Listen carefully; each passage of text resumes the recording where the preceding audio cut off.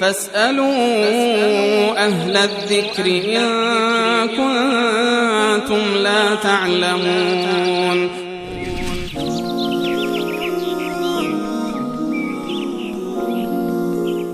بیننده دیگری پرسیدند که سلام علیکم السلام، کسی که 2 زن داشته باشد و یکی را تحویل نگیرد گناهش چیست؟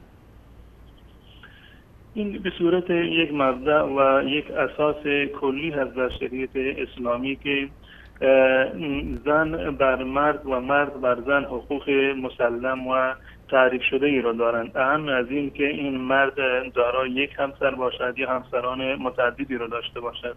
اما در صورتی که یک مردی بیشتر از یک همسر را داشته باشد، 2 همسر تا 4 همسر داشته باشد، در اینجا یک حق دیگری و یک فرض دیگری اضافه بر اون حقوق عمومی که در میان زن و شوهر وجود دارد، اینجا بحث عدالت در میان همسران هم یکی از واجبات هست و یکی از فرایض هست بر این شخص و یکی از مؤکدترین حقوقی هست که بر این مرد لازمی هست. و الله متعال هم در ابتدا و در آغاز وقتی که این حکم را مشروع قرار داده که انسان و مرد میتواند در مواردی که نیاز داشته باشند بیشتر از یک زن را ازدواج بکنند، الله متعال در همانجا و در همان جمله‌ای که تعدد زوجات را جایز قرار دادن، در همانجا این عدل را شرط اساسی قرار دادن. الله متعال می‌فرماید فانکحوا ما طاب لكم من النساء مثنى وثلاث ورباع فإن خفتم ألا تعدلوا فواحدة أو ما ملكت أيمانكم. الله متعال به شما اجازه داده که 2 زن یا 3 زن یا 4 زن ازدواج بکنید، منتها اگر بین آن را دارید که نمیتوانید عدالت را برقرار بکنید فواحده، پس بنابراین به یک زن باید شما اکتفا بکنید. در ادامه میفرماید ذلک ادنا الا تعولوا، این شایسته تر هست و بهتر هست برای این که شما دچار حیف و میل و دچار ظلم در واقع نشوید.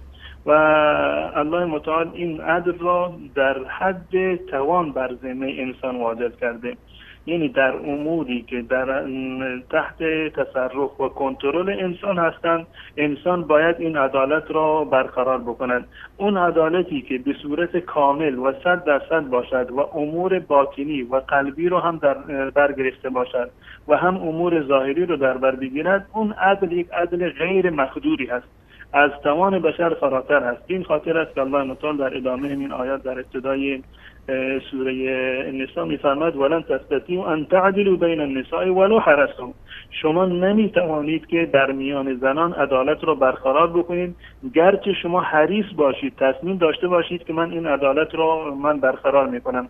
عموم مفسرین این آیه را ناظر بر این میدونند که یعنی اعمال قلبی مانند عشق و علاقه قلبی یا همبستری که منشأش همون عشق و علاقه هست. پس بنابراین در امور ظاهری انسان باید قطعاً و 100% این عدالت را برقرار بکند، اما در امور باطنی باید سعی بکند که یک نوع مساواتی در میان همسرانش ایجاد بکند.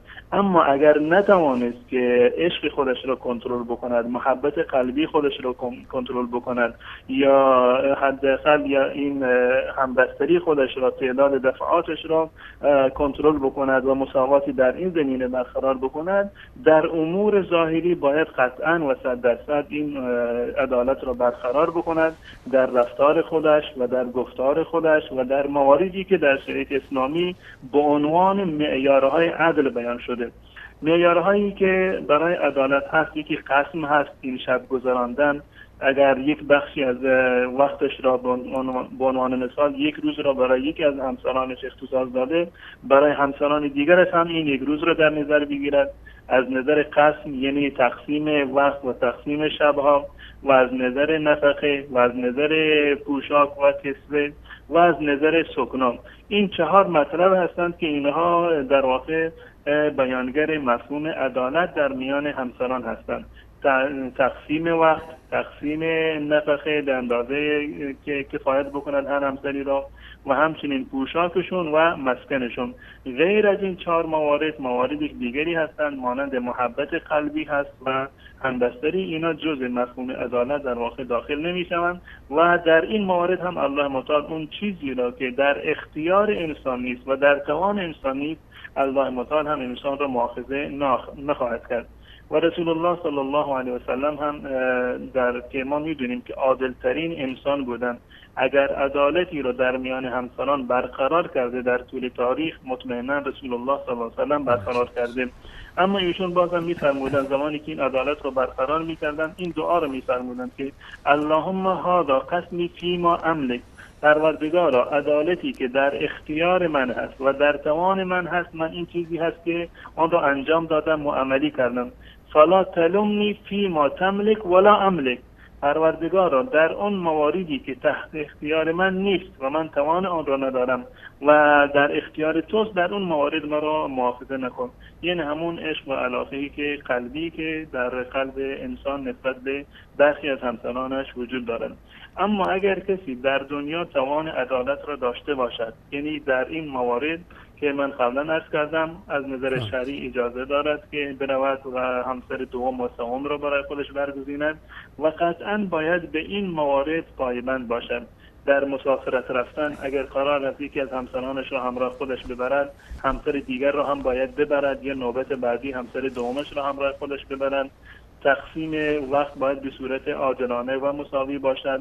نفقه و کسوه و سکنا در حد نیاز هر همسری و در خور شأن و منزلت هر زنی کاملا لازم هست که این موارد رو باید دقیقاً مراعات بکنند.